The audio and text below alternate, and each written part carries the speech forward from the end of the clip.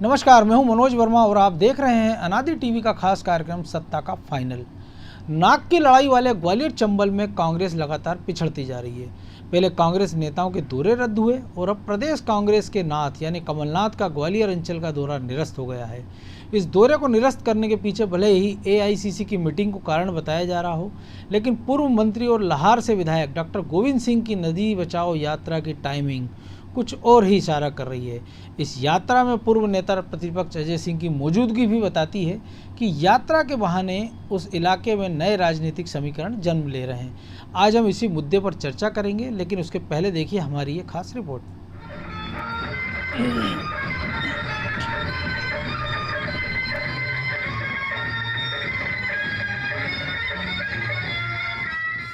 भिंड जिले से कांग्रेस ने नदी बचाओ सत्याग्रह की शुरुआत कर दी है।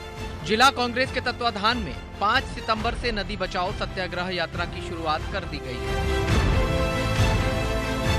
इसे मध्य प्रदेश विधानसभा के पूर्व नेता प्रतिपक्ष अजय सिंह ने लाहार में हरी झंडी दिखाकर रवाना किया। इस सत्याग्रह का नेतृत्व पूर्व मंत्री डॉक्टर गोविंद सिंह द्वारा किया जा रहा है। इसमें राजनीतिक क्षेत्र के अलावा सामाजिक क्षेत्र की कई हस्तियां शामिल होने के लिए आ रही हैं। यात्रा 5 से 11 सितंबर तक चलेगी। कांग्रेस की माने तो यह यात्रा जल, जीव, जंगल और नदियों को बचाने के लिए आयोजित की जा रही है। इस सत्याग्रह यात्रा में संत कंप्यूटर बाबा और संत बाली बाबा की टोली साथ रहेगी। पूर्व सीएम दिग्विजय सिंह के समर्थक माने जाने वाले गोविंद सिंह की शुरू से ही सिंधिया से अनबन रही है। अंचल में शुरू से ही कांग्रेस में सिंधिया और दिग्विजय खेमा अलग रहा है। अब सिंधिया समर्थकों को चुनाव में पटकनी देने के लिए गोविंद सिंह मैदान में आ गए हैं। मध्य प्रदेश में भी सत्ता परिवर्तन से पहले पूर्व सीएम दिग्विजय सिंह ने नर्मदा यात्रा निकाली थी और माना जाता है कि कांग्रेस को इस यात्रा से बहुत फायदा हुआ था। अब इसी की तर्ज पर नदी बचाओ यात्रा निकाली जा रही है। लेकिन बीजेपी का कहना है कि कांग्रेस की ये यात्रा नदियों को बचाने के लिए नहीं, बल्कि अपना अस्तित्व बचाने के लिए निकाली जा रही है। देखिए, डॉक्टर गोविंद सिंह जी की नदी बचाओ यात्रा के नाम पर उनके अपने राजनीतिक रसूख और अस्तित्व बचाने की यात्रा है, क्योंकि सर्वेज के आधार पर उनके लोगों को, उनके गुट के लोगों को, माननीय श्रीमान दिग्विजय सिंह, अजय सिंह जी के लोगों को दरकिनार किया जा रहा है प्रत्याशी बनाने के मामले में। और ये बात सरेआम उजागर हो चुकी है राकेश चौधरी जी के मामले में। अब आने वाले समय में ये केवल अपनी लड़ाई, अपना अस्तित्व बचाने के लिए लड़ रहे हैं। गुटबाजी जोरों पर है। ये भी अपना दमखम उसी नाते दिखाने का काम कर रहे हैं और ये उपचुनाव में उजागर भी हो जाएगा। गोविंद सिंह के इस आयोजन के कारण ही माना जा रहा है कि कमलनाथ को अपनी ग्वालियर यात्रा स्थगित करनी पड़ी है, क्योंकि भीड़ जुटाने में दिक्कत आना थी। फिर समापन भी 11 सितंबर को है। ऐसे में उसी दिन कांग्रेस के कई बड़े नेता या तो यात्रा में शामिल नहीं हो पाते या फिर कांग्रेस की रैली में। यही कारण है कि एआईसीसी के बहाने रैली निरस्त कर दी गई है।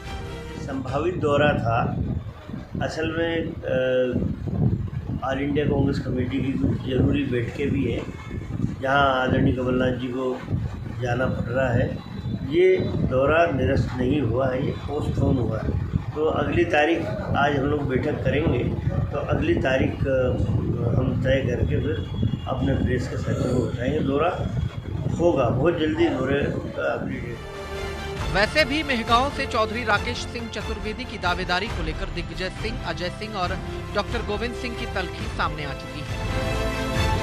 ऐसे में गोविंद सिंह की इस नदी बचाओ यात्रा के बहाने शायद दिग्विजय कमलनाथ को ये बताना चाहते हैं कि सिंधिया के जाने के बाद चंबल में उनकी पकड़ और प्रभाव मजबूत है। अब ये नया समीकरण नया रंग लाएगा, इसका सबको इंतजार रहेगा। ब्यूरो रिपोर्ट, अनादि टीवी। तो इस मुद्दे पर और अधिक चर्चा के लिए हमारे साथ स्टूडियो से जुड़ गए हैं अनादि टीवी के एसोसिएट एडिटर प्रभु पटेरिया और ब्यूरो हेड ब्रजेश चौक से। प्रभु जी, एक रैली यात्रा जो भी थी कमलनाथ की 11 तारीख की संभावित, वो स्थगित हो गई है। नई डेट आएगी और जैसा कि सज्जन सिंह वर्मा को हमने सुना कि वो पोस्टपोन्ड हुई है। अब 5 से 11 तारीख तक डॉक्टर गोविंद सिंह कद्दावर मंत्री रहे कमलनाथ सरकार में, दिग्विजय सिंह सरकार में ही मंत्री रहे, एक यात्रा निकाल रहे हैं। बारिश के सीजन में वो नदी बचाओ यात्रा निकाल रहे हैं, वो भी तब जब चंबल मालवा में गिरे पानी के कारण उफान पर है। तो कांग्रेस के लिए आज की तारीख में क्या जरूरी है, नदी बचाना, कांग्रेस बचाना या कुर्सी बचाना? देखिए मनोज जी, कांग्रेस के लिए यदि ज़रूरी कहें तो कांग्रेस के लिए तो सबसे ज़रूरी है कांग्रेस को बचाना। मध्य प्रदेश में जिस तरीके से भारतीय जनता पार्टी कांग्रेस मुक्त करो अभियान को विधायकों से शुरू करके कार्यकर्ताओं तक लेकर आ गई है, उसमें कांग्रेस को अपने अस्तित्व की लड़ाई के लिए, अपने टीम को बचाने के लिए ज़रूरी है कि वो अपने लोगों को एकजुट रखें। और जिस क्षेत्र में ये सेंध लगाई गई है वहाँ पर जाकर जो कार्यक्रम कमलनाथ जी को करना था, यदि वो कार्यक्रम होता तो वो ज़्यादा महत्वपूर्ण होता, उसका असर कुछ ज़्यादा पड़ता कि आप भारतीय जनता पार्टी, जैसा कि संकेत आ रहे थे कि भारतीय जनता पार्टी के कई कार्यकर्ता कांग्रेस में शामिल होंगे। तो जैसा भाजपा ने एक शो कर दिया था 3 दिन का, उन्होंने दावा किया 76,000 कांग्रेस कार्यकर्ता भारतीय जनता पार्टी में आए। मनोज जी, लेकिन सबसे बड़ी बात यह है कि भाजपा के इस दावे का खंडन कांग्रेस ने नहीं किया। बिल्कुल, जो भाजपा ने जो नाम जारी किए होंगे वो नहीं बताया कि ये हमारे कांग्रेस के थे या नहीं थे, या भाजपा ने झूठी सूची जारी कर दी है। तो कांग्रेस की तरफ से ऐसा कुछ उस समय नहीं किया गया। अब कांग्रेस के पास मौका था कि कमलनाथ वहां जा रहे थे, प्रदेश कांग्रेस के अध्यक्ष हैं कमलनाथ, नेता प्रतिपक्ष हैं कमलनाथ, और पार्टी के अगले मुख्यमंत्री भी कमलनाथ ही हैं जिस तरीके के संकेत है पार्टी में। तो वो यदि वहां जाते तो शायद कार्यकर्ता उनकी ज़्यादा बूस्ट होते, अच्छे से कार्यक्रम होता, चुनाव की जो तैयारियाँ वो ज़्यादा जोर पकड़ती, उसके बनिस्बत उसको प्रोग्राम पहले से तय करके पोस्टपोन करना, भोपाल में एक मीटिंग करना और ये कहना कि दिल्ली में सोनिया गांधी से मिलने जा रहे हैं, वहाँ पर मुलाकात है, तो ये शायद बड़ा अचरज भरा है कि भाई एक जनता से जुड़ा हुआ कार्यक्रम जो राजनीतिक दल का है, जो फील्ड प्रोग्राम है, बिल्कुल उसको कैंसिल करके आप बंद कमरा बैठक के लिए जा रहे हैं। होता यह है कि कमरा बंद बैठ के आगे पोस्टपोन की जा सकती हैं, पहले हो सकती हैं, प्रीपोन हो सकती हैं वो, लेकिन पब्लिक से जुड़ा कार्यक्रम है जो कि एक संकेत देने का खेल था आपका, वो सही समय पर हो, तो वहाँ पर कांग्रेस से चूक होती हुई दिखाई दे रही है। अब कांग्रेस के अंदर की क्या रणनीति है, क्या राजनीति है, तो कांग्रेस के नेता जाने। लेकिन जैसे आप गोविंद सिंह की बात कर रहे हैं कि गोविंद सिंह नदी बचाओ अभियान ये चला रहे हैं, तो वाकई आश्चर्यजनक है कि जब बरसात का मौसम है, जब नदियों से रेत उत्खनन पूरी तरह बंद है बरसात के मौसम में, जब नदियाँ अपना पाट छोड़कर गाँव तक पहुँच रही हैं, बस्तियों तक पहुँच रही हैं, तब नदी बचाने के लिए गोविंद सिंह यात्रा निकाल रहे हैं। ये यात्रा कैसी है?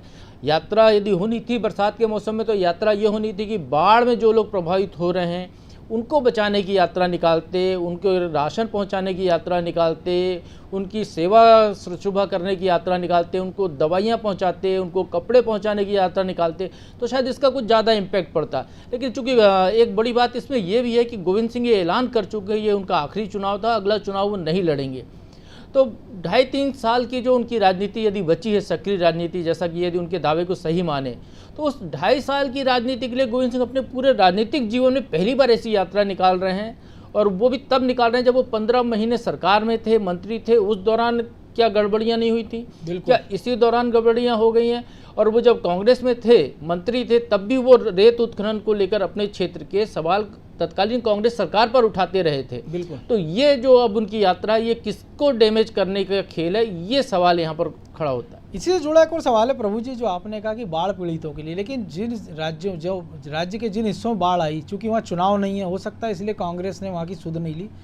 और दूसरा, गोविंद सिंह का आपने कहा कि वो आखिरी चुनाव है, लेकिन तो उनका तो आखिरी चुनाव है, लेकिन वो क्या चाह रहे हैं कि ये कांग्रेस का भी आखिरी चुनाव हो ग्वालियर चंबल के हिसाब से, क्योंकि पार्टी जिस स्थिति में है वहाँ, तो ज़रूरी ये था कि वो ग्वालियर चंबल में वो अलग ही निकाल देते, 5-7 जिलों में निकल जाते, भिंड मुरैना ग्वालियर में, और ये बताते कि चलो जो कांग्रेस लगातार कह रही है कि उनके साथ धोखा हुआ है, गद्दारी हुई है, विधायकों ने जो साथ छोड़ा, वो ज़्यादा ज़रूरी होता, तो शायद वो खुद को भी बचा पाते, कांग्रेस को भी बचा पाते। बिल्कुल मनोज जी, जो आप कह रहे हैं वो लाइन लेती कांग्रेस तो ज़्यादा बेहतर होता। लेकिन आप यहाँ देखिए, यहाँ कौन जुटे गोविंद सिंह की यात्रा में? गोविंद सिंह की यात्रा के शुभारंभ कराने के लिए अजय सिंह पहुँचे, जो पूर्व नेता प्रतिपक्ष हैं, बिल्कुल, जो पार्टी में एक सिरे पर धकेल दिए गए हैं, पार्टी के मुख्य धारा में अब उनको अभी फिलहाल वो दिखाई नहीं दे रहे हैं। तो जो अभी कमलनाथ का जो निजाम चल रहा है कांग्रेस में, उसमें संभावनाएं भी कम लगती हैं कि अजय सिंह वो ठौर पा सकें जिसकी वो हकदार हैं या जिसकी वो उम्मीद करते हैं। डॉक्टर गोविंद सिंह की भी लगभग कमोबेश वही स्थिति है, वो दूसरे खेमे से आते हैं। उनके जो सरपरस्त माने जाते हैं दिग्विजय सिंह, वो अपनी एक अलग लाइन पे चल रहे हैं। वो संतुलन की राजनीति कर रहे हैं, वो अपने लोगों को ज़्यादा प्रश्रय नहीं दे रहे हैं, लेकिन कमलनाथ के लोगों को भी या कमलनाथ को ज़्यादा डैमेज करते हुए दिखाई नहीं दे रहे हैं। तो इस तरीके की जो सियासत कांग्रेस की चल रही है वो बिल्कुल खुलकर सामने आ रही है। कांग्रेस जैसे कहें कि छत्रपों की पार्टी थी, लेकिन चुनाव में वही छत्रप कांग्रेस के लिए मददगार होते थे। बिल्कुल पिछले चुनाव में भी दिखाई भी दिया कि छत्रपों की मर्जी से टिकट बटे, छत्रपों ने अपने लोगों के लिए जोर लगाया, वो सब जीत कर आए। फिर बाद में जो तय हुआ हो पार्टी में कि मुख्यमंत्री किसको बनाना है, लेकिन कांग्रेस की सरकार बनी। छत्रप के जो समर्थक थे वो भी मंत्री बनने में सफल रहे। अब यदि कांग्रेस के अंदर ये नए छत्रपवाद शुरू हो रहा है नए तरीके का, तो ये कांग्रेस के लिए डैमेजिंग ज़्यादा दिखाई देता है। डैमेजिंग ज़्यादा है ब्रजेश जी। लेकिन एक और चीज़ थी, हमने चुनाव के समय देखा था या बाद में चुनाव जब सरकार चली गई कि कांग्रेस कमराबंद बैठकों में ज़्यादा भरोसा करती रही कि कमरे में बैठक हो, बातचीत हो गई, क्या करना क्या नहीं करना, एक प्रेस नोट जारी किया या 2 लाइन का बयान जारी कर दिया। और जब एक जनता के बीच जाने का मौका आया तब वो फिर ऐसी बैठक, जैसा प्रभु जी कह रहे, कमराबंद बैठक जो AICC के होना, उसके लिए उन्होंने जनता के बीच जाने की बजाय उस कमराबंद बैठक को चुना। ये भी हो सकता था क्योंकि ग्वालियर से ज़्यादा दूरी नहीं है और कमलनाथ ऐसे नेता हैं जिनके अपने बेड़े में हवाई जहाज है, हेलीकॉप्टर है, साधन संपन्न नेता हैं वो। तो वो ग्वालियर की सभा या रैली के बाद भी दिल्ली जा सकते थे, बैठक में भाग लेके आ सकते थे। लेकिन क्या ये मान लिया जाए कि जब 11 तारीख का ये दौरा इसीलिए कैंसिल किया गया है, जैसा कि हम संभावना जता रहे हैं कि कार्यकर्ता नहीं मिलते या एक मैसेज गलत जाता?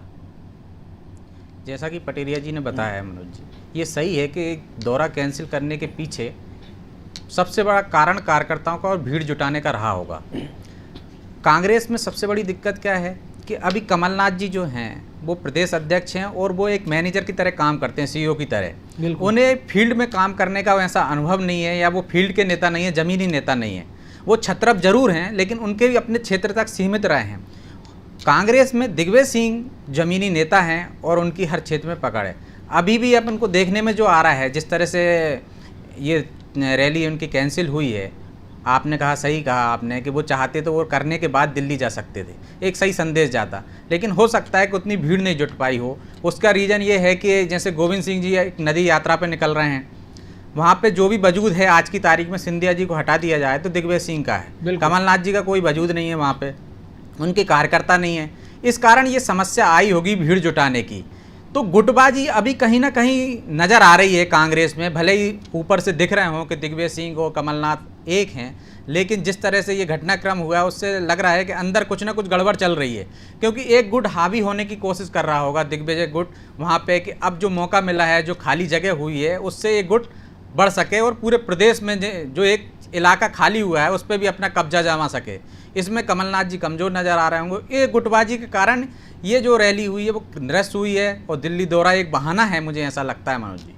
चलिए, इस बहाने पर और विस्तार पे जाएंगे। हमारे senior political editor Lalit Upmanyu ji की क्या कुछ राय है, पहले हम अपने दर्शकों को वो सुनवाते हैं। देखिए, अब ये कांग्रेस के अंदर ये जो चीज़ें, जिस चीज़ की आशंका थी, वो धीरे धीरे प्रकट होने लगी हैं। और जिस हिसाब से कमलनाथ की रैली के बीच में नदी यात्रा आई या नदी यात्रा के बीच में कमलनाथ की रैली घुस रही थी, ये तो जांच का विषय है कि किसका प्लानिंग पहले से था और उस कारण से कमलनाथ को अपनी रैली रद्द करना पड़ी। तो सीधी सी बात यह है कि ये उपचुनाव में सत्ता स्थापित करने का संघर्ष कम दिख रहा है, बल्कि ग्वालियर चंबल संभाग में अपना अस्तित्व बताने का या अपने आप को स्थापित करने का संघर्ष ज़्यादा है। क्योंकि ज्योतिरादित्य सिंधिया और उनकी टीम के जाने के बाद से एक बड़ा वैक्यूम ग्वालियर चंबल संभाग में कांग्रेस के पार्ट पे आ गया है। और ये दोनों ही गुट, अब ये गुट साफ साफ दिख रहे हैं, ये चाहते हैं कि यहाँ अपना वजूद बता दिया जाए। कमलनाथ ने जो रैली आयोजित की है और जो एक निरस्त हो गई और आगे उसको आगे बढ़ा दिया है, तो उसके पीछे भी उनके समर्थकों का यही मकसद था कि आप उस एरिया में जाके अपनी उपस्थिति दर्ज कराएं। क्योंकि कमलनाथ अभी तक केवल छिंदवाड़ा के नेता माने जाते हैं और यहाँ तक कि सीएम बनने के बाद भी वो प्रदेश के सीएम तो थे, लेकिन प्रदेश के नेता कम माने जाते थे, क्योंकि बहुत बड़े हिस्से में उनकी उपस्थिति बतौर पॉलिटिशियन नगण्य थी। तो इससे इस वैक्यूम को भरने का अब ये संघर्ष है। और जिस हिसाब से गोविंद सिंह के साथ में अरुण यादव या अजय सिंह जुड़ गए हैं, उससे साफ साफ दिख रहा है कि एक जो कांग्रेस के अंदर जो दरार पिछले कुछ महीनों से हुई है, खासतौर से विधानसभा चुनाव जब अरुण यादव हारे और अजय सिंह भी हारे, तो उसके बाद से ये दरारें साफ साफ दिख रही थी। और अजय सिंह तो उन लोगों में शामिल थे जिन्होंने सोनिया गांधी के नेतृत्व के खिलाफ चिट्ठी लिखी थी। तो एक बड़ा सा थोड़ा सा गैप अब कांग्रेस में नजर आने लगा है, जिसका असर उपचुनाव पे साफ साफ दिखेगा। और ये गैप इसलिए आसानी से नहीं भरने वाला है कि दोनों तरफ से इसमें प्रयास नहीं किए जा रहे हैं, दोनों तरफ से इसमें शक्ति प्रदर्शन ज्यादा हो रहा है बजाय इसके कि इसको भरा जाए। और इसका परिणाम निश्चित रूप से कांग्रेस के खिलाफ जाएगा अभी उपचुनाव में। और जहां तक कमलनाथ की अगली यात्राओं का सवाल है, तो उसके बाद और बहुत सारी चीजें ये क्लियर हो जाएंगी कि जो बाकी नेता हैं उन्होंने कितनी भागीदारी कमलनाथ की इन यात्राओं में निभाई या किस हद तक निभाई, कितना इन्वॉल्व हुए उसमें, ये देखने के बाद बहुत सारी चीजें ग्वालियर चंबल संभाग की जो 16 सीटें हैं उन पे साफ दिखने लगती। तो बहुत सारी चीज़ें साफ दिखेंगी जब दिखेंगी। लेकिन प्रभु जी, जो एक और बात है कि गोविंद सिंह की जो यात्रा थी उसकी तारीख पहले से तय थी। 3-4 दिन पहले ही दिग्विजय सिंह मिलकर आए गुना में, माफ़ कीजिए, भिंड में दर्शन किए उन्होंने, कई सारे कांग्रेसी नेताओं से मिले। इसके बाद कमलनाथ की यात्रा का दौरा आया, तो ये पहले से भी उनको पता होगा कि ये तारीख तय है। तो ये मान लिया जाए कि अभी तक जो कांग्रेस में हो रहा था कि जब सिंधिया के खिलाफ बाकी सारे नेता एक मंच पे आ गए थे और सिंधिया अकेले पड़ गए थे, अब जिस प्रकार से अरुण यादव, अजय सिंह या दिग्विजय सिंह और बाकी लोग गोविंद सिंह के पीछे खड़े नज़र आ रहे हैं, तो वो कमलनाथ के सामने भी एक बड़ी चुनौती आगे पीछे पेश कर सकते हैं। क्योंकि जो कार्यशैली जिस प्रकार की चल रही है अभी तक, कि जिन कारणों से कांग्रेस की सरकार में गई है वो कारण अभी भी मौजूद है, जो संवादहीनता है वो, और इसके कारण ये स्थिति आ गई है कि कमलनाथ को अपना दौरा कैंसिल करना पड़ रहा है। बिल्कुल मनोज जी, संवादहीनता की स्थिति तो कांग्रेस में दिखाई दे रही है, क्योंकि एक क्षेत्र में, चुनावी क्षेत्र में जहां पर की पार्टी एक बड़ा कार्यक्रम करने जा रही है, जहां पर कार्यकर्ता जोड़ो अभियान चल रहा था, वहां पर ये एक ऐसा कार्यक्रम चल रहा है कि नदी बचाओ अभियान शुरू कर दिया, एक रैली निकाल कर एक अलग ही मोबिलाइजेशन जहां दिखाई दे रहा है। तो कुछ ना कुछ अंदर खाने में अच्छा तो कांग्रेस का दिखाई नहीं दे रहा है। लेकिन अब कांग्रेस की अपनी राजनीति है, उसमें कोई कुछ तो कर नहीं सकता जो कांग्रेस के नेताओं को करना है। लेकिन ये जरूर है कि एक जो नया परिदृश्य उभर कर सामने आ रहा है कि अरुण यादव हों या अजय सिंह हों या डॉक्टर गोविंद सिंह हों, ये सब यदि एक साथ दिख रहे हैं तो कहीं ना कहीं कमलनाथ अलग जाते दिखाई दे रहे हैं। एक स्वर और है यहाँ पर जो ललित जी भी इशारा कर रहे थे जी, विवेक तनखा एक वो नेता है मध्य प्रदेश के, जो एक उदीयमान नेता मध्य प्रदेश के माने जाएं, कांग्रेस के सख्त छवि के नेता, जो महाकौशल से आते हैं, जो कमलनाथ के क्षेत्र से आते हैं, वो एक अपना अलग स्वर लेके चल रहे हैं। वो कई बार कह चुके हैं कि पार्टी में नेतृत्व के बारे में विचार करना चाहिए, प्रदेश में फिर से नए सिरे से नेतृत्व परिवर्तन हो या काबिल लोगों को जगह दी जाए जो अपना ज़्यादा काम दिखा सके। तो वो जो कांग्रेस के अंदर जो लगातार आवाज़ उठ रही है, वो कहीं ना कहीं कमलनाथ के लिए एक चुनौती दिखाई दे रही है। और कमलनाथ को यदि वाकई में चुनाव जीतना है तो फोकस पूरा का पूरा वहीं पर होना चाहिए जहां पर चुनाव है। कर पार्टी को काम करते हुए एकजुट होकर देखना चाहिए। हो यदि ये आज यात्रा शुरू कर रहे थे, मान लो पार्टी के बीच में समन्वय नहीं था, तो हो सकता कमलनाथ थोड़ा झुककर यदि इस यात्रा में पहुंच जाते। और अब तो वर्चुअल का खेल है मनोज जी, वर्चुअली वो शामिल हो जाते उस यात्रा में, हरी झंडी दिखा देते भोपाल में ही बैठे बैठे वीडियो कॉन्फ्रेंसिंग के जरिए, तो शायद वो कुछ ज़्यादा फायदेमंद होता। कांग्रेस कार्यकर्ता ज़्यादा बूस्टअप होते उससे कि भाई पूरी पार्टी हमारी एकजुट है, आज हम नदी के लिए लड़ रहे हैं, नदी के बहाने भारतीय जनता पार्टी से लड़ रहे हैं, कल हम ग्वालियर चंबल अंचल में चुनाव क्षेत्रों में जाकर भारतीय जनता पार्टी से लड़ेंगे। तो वो कार्यकर्ताओं के बीच एक जोश आता, वो कहीं ना कहीं कमी दिखाई दे रही है। बिल्कुल एक बड़ी बात है वर्चुअल और एक्चुअल का जो फ़र्क है। ब्रजेश जी जो बात कर रहे हैं कि विवेक तनखा की बात करें, क्योंकि अब वो महाकौशल से आते हैं, साधन संपन्न हैं, स्वच्छ छवि है, दिल्ली तक पैठ थी, तो क्यों चाहेंगे कमलनाथ की एक उनकी टेरिटरी में, क्योंकि उनके बाद उनका बेटा राजनीति में आ ही चुका है, लोकसभा चुनाव जीतकर युवाओं के नेतृत्व की बात वो कर ही चुका है, तो अपने क्षेत्र में एक और छत्रप को क्यों पनपने दें। दूसरी एक बात है कि जो प्रभु जी ने कहा कि निश्चित तौर पर वो कर सकते थे कि उस रैली को वो हरी झंडी दिखा सकते थे, एक बड़प्पन दिखा सकते थे, या शायद वो संवाद कर लेते तो ये स्थिति नहीं होती। क्योंकि इस रैली के शुरुआत के कुछ घंटे बाद, अब से कुछ देर पहले उन्होंने जो शिक्षक दिवस पर शिक्षकों से संवाद किया है, तो ये संवाद वो अपनी पार्टी के कार्यकर्ताओं से कर लेते, और शिक्षकों को सिखाने से बेहतर होता वो शिक्षक बन जाते और अपने कार्यकर्ताओं को सिखाते। मनोज जी सही कहा, प्रभु जी ने जैसे कहा कि वो यहाँ से वर्चुअल रैली कर सकते थे या संवाद कर सकते थे, और करना चाहिए था उनको। इससे एक संदेश जाता है कि कांग्रेस में गुटबाजी नहीं है। इस पूरी मामले से एक साफ जाहिर हो गया है कि कांग्रेस में अंदर सब कुछ ठीक नहीं चल रहा है। दूसरा क्या है, सबसे बड़ी दिक्कत ये है कमलनाथ जी के एक तरफ होने के पीछे, जहाँ तक मैं समझता हूँ कि उसका रीज़न है कि उनको अपने क्षेत्र में चुनौती मिलने लगी है। उपचुनाव के साथ साथ जैसे कि महाकौशल उनका गढ़ कहा जाता है, जहाँ के वो छत्रप हैं, वो छत्रप ही उस इलाका ही उनके लिए खतरा दे, तो आदमी को लगता है कि क्या करें, मतलब वहाँ उनको चुनौती दे रहे हैं विवेक जी, विवेक तनखा की चुनौती के और मिल रही है, इस कारण उनको यहाँ पे दिक्कत हो रही है। तो और विवेक तनखा को जो सपोर्ट कर रहे हैं, एक तो पर्दे के पीछे ऐसा लगता है कि दिग्विजय सिंह है। दिग्विजय सिंह उनको पहले से सपोर्ट करते रहे हैं और यहाँ पे दिग्विजय सिंह का कद ज़्यादा बड़ा हो गया है। मतलब आज की तारीख में सिंधिया जी के क्षेत्र में दिग्विजय सिंह के अलावा कोई नहीं है। बिल्कुल। विवेक तनखा उनको महाकौशल में चुनौती दे रहे हैं, इधर दिग्विजय सिंह समर्थक सब एकजुट होकर चुनौती दे रहे हैं। तो इस कारण जो आपसी समन्वय जो बनना चाहिए था उनमें, वो बिगड़ गया कहीं ना कहीं। इसका नीचे तक संदेश ये गया है, मतलब आज की रैली नष्ट होने से, कि पार्टी में सब कुछ ठीक नहीं है, गुटबाजी फिर चरम पे आ गई है या गुटबाजी फिर सड़क पर आ गई है, जो कि अभी ऐसा नज़र नहीं आना चाहिए था। बिल्कुल। तो प्रभु जी, एक और चीज़ है कि जो अपनी होता है कि लीडरशिप के लिए कि वो अपनी लाइन बड़ी करे, जो बजाय कि छोटी करे उनकी। और एक बड़ा मैदान उनको खाली मिला था कि सिंधिया के जाने के बाद कुछ हिस्सों में प्रभाव दिग्विजय सिंह का था। तो इन 6 महीनों में कमलनाथ एक नेता की छवि स्थापित कर सकते थे कि वो महाकौशल के बाहर भी आधार बना सकते हैं। बाकी जगह ना सही, ग्वालियर चंबल में वो ये काम कर सकते थे, लेकिन वो इसमें पिछड़ गए। और अब भी वो एक पिछलग्गू नेता की भांति ग्वालियर चंबल में नज़र आ रहे हैं कि वो दिग्विजय सिंह से छोटा ही कद उनका उस क्षेत्र में अभी भी है। बाकी हिस्सों की चूँकि बाकी हम बाद में बात करेंगे, तो इस हिस्से की अगर हम बात करें तो क्या आगे पीछे मान लिया जाए कि फिर संगत की पंगत तरीका का कोई कार्यक्रम लेकर दिग्विजय सिंह को भेजेंगे उस क्षेत्र में और उसके बाद फिर वो इस क्षेत्र में एंट्री करेंगे, ताकि बहुत कुछ जो स्थितियां हैं वो उनके पक्ष में जाती दिखें?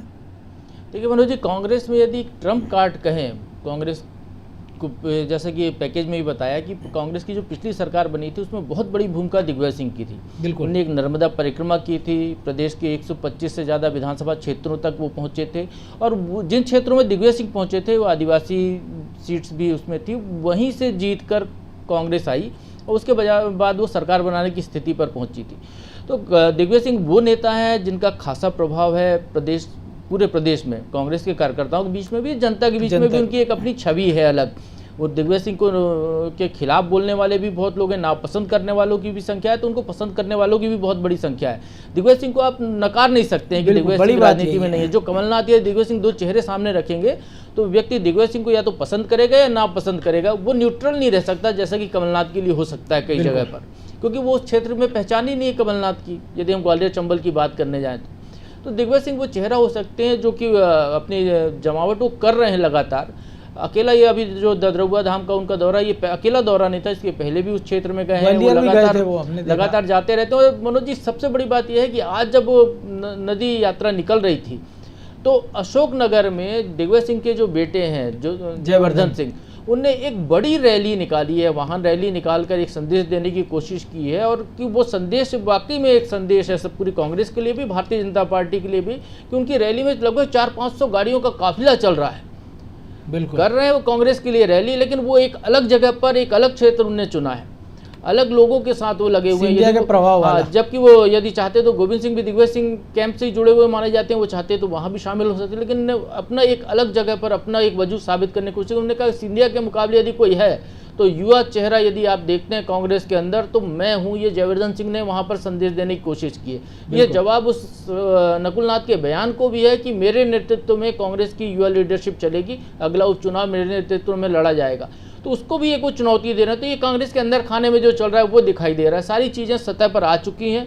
अब भारतीय जनता पार्टी के ऊपर निर्भर करता है उसको कैसे लेती है, और कांग्रेस के ऊपर निर्भर करता है कि वो इसको कैसे लेती है, खासकर कमलनाथ पर, जिनका कि पूरा का पूरा दारोमदार राजनीति का वो इन्हीं 27 सीटों पर टिका हुआ है। कि कमलनाथ यदि 27 सीटों में कांग्रेस जीतती है तो कमलनाथ की वाहवाही होगी, पूरे देश में एक बड़े नेता बनकर वो उभर सकते हैं, और कांग्रेस की जो वर्तमान परिस्थितियां चल रही हैं उसमें शायद वो केंद्र में भी बड़े पद पर सुशोभित हो सकते हैं, यदि जैसी स्थितियां दिख रही हैं। तो यदि यहाँ पर हार जाती है कांग्रेस तो खासा नुकसान कमलनाथ को उठाना पड़ सकता है, क्योंकि जो सरकार गई है वो सरकार जाने की मुख्य वजह भी कमलनाथ की संवादहीनता को ही माना गया है, कि उनकी संवादहीनता के कारण लोग उनसे टूट कर गए, वो अपने लोगों को मना नहीं पाए, वो अपने लोगों को सहेज कर नहीं रख पाए। ये जो पूरा का पूरा खेल है, अब पूरा का पूरा खेल कमलनाथ पर निर्भर है। बिल्कुल कमलनाथ पर निर्भर। और ब्रजेश जी जो बात प्रभु जी ने कही एकदम मार के की, तो अब लड़ाई 3 मोर्चों पर कमलनाथ को लड़नी है। एक तो खुद के नेतृत्व को लेकर कि आपको साबित करना है ग्वालियर चंबल में, क्योंकि 16 सीटें 27 में से वहीं। युवा नेतृत्व की बात आपके बेटे ने की, तो जयवर्धन ने बता दिया कि युवाओं को नेतृत्व करने की स्थिति में वो कहाँ पर है। भीड़ भी जुटाई, शक्ति प्रदर्शन भी हो गया। और तीसरी बड़ी चुनौती तो है ही सामने आपके सामने कि एक वी.डी. शर्मा की युवा टीम है, एक शिवराज सिंह चौहान का चेहरा और एक ज्योतिरादित्य सिंधिया। इन सारी चुनौतियों से अकेले नाथ कैसे पार पाएंगे? मनोज जी, कमलनाथ जी के सामने सबसे बड़ी समस्या अब ये आ गई कि उनकी स्थिति ये है कि करो या मरो की स्थिति में है वो। यदि ये उपचुनाव में वो फतेह हासिल कर लेते हैं तो उनका कैरियर आगे तक जाएगा, वरना उनको यहाँ पूरे प्रदेश में ही चुनौती मिलने लगी है। और जो वो स्थापित करना चाह रहे थे पूरे मतलब लोकसभा चुनाव में, अपने यहाँ देखा होगा कि सिर्फ उनके ही एक सुपुत्र नकुल नाथ यहाँ से चुनाव जीते हैं, बिल्कुल, और कोई दूसरा सांसद नहीं है। तो जो बेटे को आगे लाने की उनकी जो कोशिश थी उसको भी चुनौती मिलने लगी है। जैसे कि पटेरिया जी ने कहा है कि जयवर्धन सिंह उनको चुनौती देते दिख रहे हैं। जीतू पटवारी है, हाँ, जीतू पटवारी है, पहले से युवा जो लावी है कांग्रेस की, वो उन्हें चुनौती दे ही रही थी। लेकिन एक बड़ा नेता मतलब जो परिवारवाद जो कांग्रेस में रहा है वो फिर यहाँ भी दिखाई देने लगा है। एक तरफ नकुल नाथ है, एक तरफ जयवर्धन सिंह है, और दोनों के मतलब अभिभावक कहें या दोनों नेता दिग्विजय सिंह को कहें या कमलनाथ जी को, दोनों चाहते हैं कि वो उनके बेटे राजनीति में आगे आएँ। यहाँ एक दूसरे को चुनौती मिल रही है, ये सबसे बड़ी समस्या आ गई है उनके सामने। और अभी जो जैसा कि उन्होंने बताया प्रभु जी ने कि यदि उपचुनाव में जो जिस मैदान में जा रहे हैं कमलनाथ जी, बिल्कुल, उपचुनाव किस वजह से हो रहे हैं कि उनका समन्वय नहीं बना पाए थे, वो संवादहीनता के कारण ये स्थिति हुई है। अब उपचुनाव में यदि हार होती है कांग्रेस को, पूरा ठीकरा उनके ऊपर फूटना तय है। तो अब एक तरफ उनके पास ये संकट है, दूसरी तरफ दिग्विजय सिंह अपनी लाइन बढ़ाते जा रहे हैं। उनके पास मौका है अपने बेटे को इस्टेब्लिश करने का, उनके पास मौका है कि पूरे प्रदेश में मतलब एक छत्रपों की पार्टी को मिटा के एक कांग्रेस बनाने का, वो दिग्विजय से कांग्रेस बनाने का, दिग्विजय सिंह की कांग्रेस हो जाएगी। बिल्कुल। तो ये जो चुनौतियां मिल रही हैं उसके कारण मुझे लगता है कि कांग्रेस में चुनाव से पहले ये गुटबाजी सामने आई है, सड़क पे आई है, और ये कहीं ना कहीं कांग्रेस के लिए नुकसानदायक है। नुकसानदायक या फ़ायदेमंद, इसके लिए थोड़ा इंतजार करेंगे, लेकिन समय अभी इंतजार करने की इजाज़त नहीं दे रहा। तो आप दोनों को बहुत धन्यवाद। तो निश्चित तौर पर समय बताएगा कि क्या कुछ होना है, लेकिन जिस प्रकार से चुनौतियां घर के भीतर से मिल रही हैं कमलनाथ को, चाहे वो ग्वालियर चंबल क्षेत्र हो, चाहे वो पार्टी के लेवल पे हो, या युवा नेतृत्व के नाम पर जो चुनौतियां हैं, उन सबसे पार पाना होगा। और सबसे बड़ी बात यह कि एक ऐसी टीम से आपका मुकाबला है जिसमें युवा अनुभव है, चेहरा है, एक अनुभवी चेहरा है, 15 साल का कामकाज है, और बहुत सारी ऐसी चीज़ें हैं जिसका अभाव कांग्रेस में साफ दिखाई देता है। अब ऐसी स्थिति में अगर कांग्रेस इसी प्रकार से कभी कांग्रेस के बाकी नेताओं के दौरे रद्द करती रही या कमलनाथ के दौरे रद्द करती गई, तो आने वाला जो चुनाव है उनके लिए भारी संकट का साबित हो सकता है। हालांकि चुनाव जनता को करना है कि वो जाएगी किसके साथ, महाराजा के साथ, राजा के साथ। तो सत्ता का फाइनल में आज इतना ही। मुझे दीजिए इजाज़त, और आप देखते रहिए अनादि टीवी। नमस्कार।